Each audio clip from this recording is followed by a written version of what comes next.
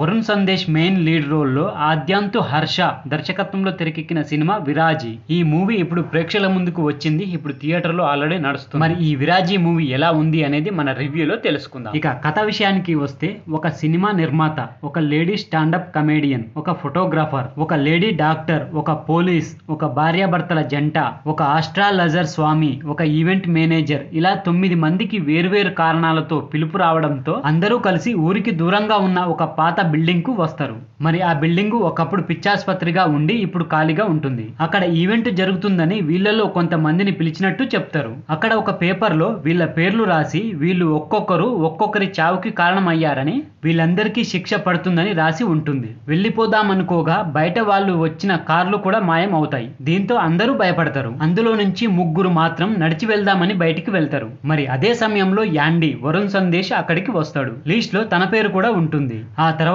ఒక్కొక్కరుగా చనిపోతూ ఉంటారు. అసలు వీళ్ళంతా ఎవరు, వీళ్ళంతా ఆ పాత బిల్డింగ్ కు ఎందుకు వచ్చిర్రు, వీళ్ళందరికీ ఉన్న సంబంధం ఏంటి, వీళ్ళంతా ఎందుకు చనిపోతున్నారు, అసలు యాండీ ఎవరు, ఇదంతా ఎవరు ఎందుకు చేస్తున్నారని తెలియాలంటే మనం సినిమా చూడాల్సింది. ఇక ఓవరాల్ గా సినిమా ఎలా ఉంది అంటే, ఇది ఒక డిఫరెంట్ కాన్సెప్ట్ తో తెరకెక్కిన మూవీ. ఫస్ట్ హాఫ్ కొంచెం లాగ్ గా ఉన్నా గానీ సెకండ్ హాఫ్ అయితే బాగుంటుంది. మరి థియేటర్ లో వచ్చిన ఈ మూవీ అయితే చాలా మంది వరకు అయితే చూడకపోవచ్చు. ఓటీటీలో వచ్చిన తర్వాత అయితే ఒకసారి అయితే కంపల్సరీగా లుక్ వేయండి, చాలా బాగుంటుంది. ఓటీటీలోకి వచ్చిన తర్వాత ఎందుకు చూడాలి అనేది మన విశ్లేషణలో తెలుసుకుందాం. మనం ముందుగా చెప్పినట్టు సినిమా చూస్తే ఇలాంటి లైన్ తో గతంలో చాలా తక్కువ సినిమాలే వచ్చినాయి. అయితే ఈ మూవీలో ఫస్ట్ హాఫ్ అంతా క్యారెక్టర్స్ అందరూ రావడం, ఆ లొకేషన్ ని హర్రర్ ఫీల్ తో చూపించడంతో కొంచెం సాగదీసినట్టయితే ఉంటుంది. హర్రర్ ఎలిమెంట్స్ ఉంటాయి కాబట్టి మనకైతే బోర్ ఎక్కువ కొట్టదు. ఇక అయితే సెకండ్ హాఫ్ లో అసలు కథ మొదలవుతుంది. సెకండ్ హాఫ్ లో వీళ్ళందరూ ఆ బిల్డింగ్ లోకి ఎలా వచ్చారు, అసలు ఎవరు వీళ్ళంతా, ఎందుకు వచ్చారు అనేది చాలా ఇంట్రెస్టింగ్ గా సాగుతుంది. ప్రీ క్లైమాక్స్ నుంచి చాలా ఆసక్తికరంగా సాగుతుంది ఈ మూవీ అయితే.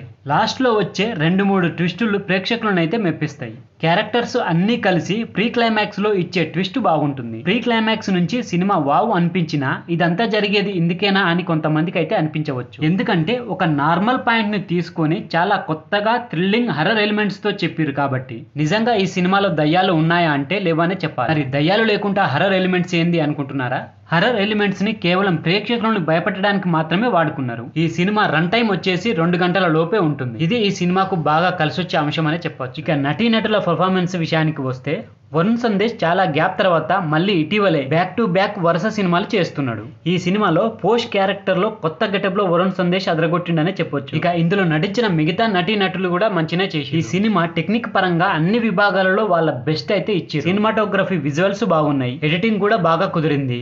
అలాగే ఒక మామూలు కథని ఇలా హర్రర్ థ్రిల్లర్ కాన్సెప్ట్ తో చెప్పడంతో డైరెక్టర్ కూడా సక్సెస్ అయ్యిండు. బ్యాక్గ్రౌండ్ మ్యూజిక్ కూడా ప్రేక్షకులను భయపెట్టే విధంగా ఉంటుంది. తక్కువ బడ్జెట్ తో తెరకెక్కిన ఈ మూవీకి అన్ని కుదిరినాయనే చెప్పొచ్చు. ఇక చివరిగా చెప్పేది ఏమిటంటే, విరాజీ సినిమా కొంతమంది ఒక పాతబడ్డ బంగ్లాకు ఎందుకు వచ్చిర్రు, వచ్చాక ఏం జరిగింది అని ఓ పాత కథని కొత్తగా హర్రర్ థ్రిల్లింగ్ ఎలిమెంట్స్ తో చాలా బాగా చూపించారనే చెప్పొచ్చు. మీకు వీలైతే ఇప్పుడు చూడండి, లేకపోతే ఓటీటీలో వచ్చినాక మాత్రం తప్పకుండా చూడండి. సో ఫ్రెండ్స్, ఇది విరాజీ మూవీకి సంబంధించిన రివ్యూ వీడియో. ఈ వీడియో కనుక మీకు నచ్చినట్లయితే నా ఛానల్ని తప్పకుండా సబ్స్క్రైబ్ చేసుకోండి. Thank you friends. మళ్ళీ ఒక మంచి వీడియోతో మీ ముందుకు వస్తా. అంతవరకు బాయ్.